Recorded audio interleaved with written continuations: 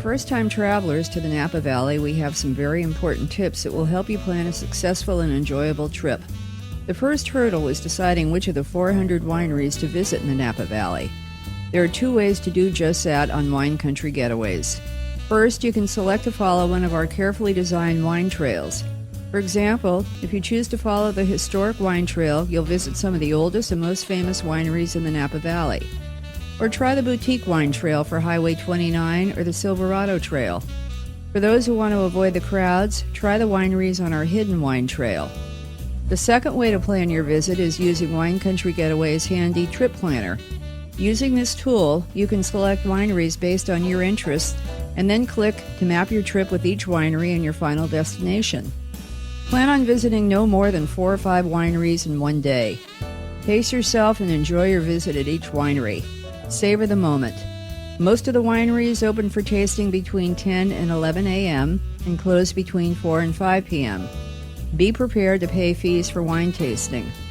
Most wineries charge in the $10 to $20 range for tasting of 4 to 6 wines. You can share a tasting if you're on a budget. Take your time tasting the wine and following the tasting notes if provided. If you don't see any tasting notes, ask for them. Using the tasting notes is really a good way to educate your palate. See if you can detect any of the aromas and flavors described by the winemaker.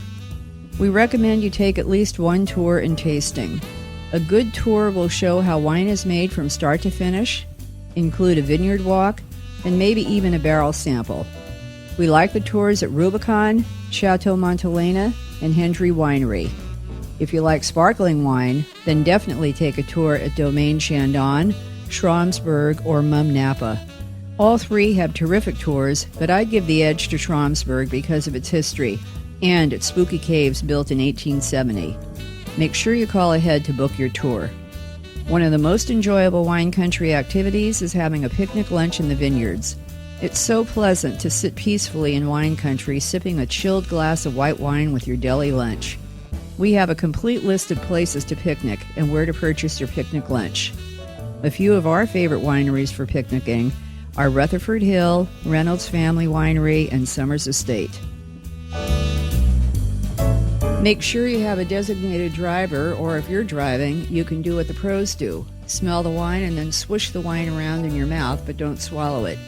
Use a spit cup and you really won't miss a thing. In fact, I think it improves your senses because it forces you to concentrate more. If you buy any wine on a hot day, don't let your wine cook in your car. Heat is wine's worst enemy. Protect your wine at all costs.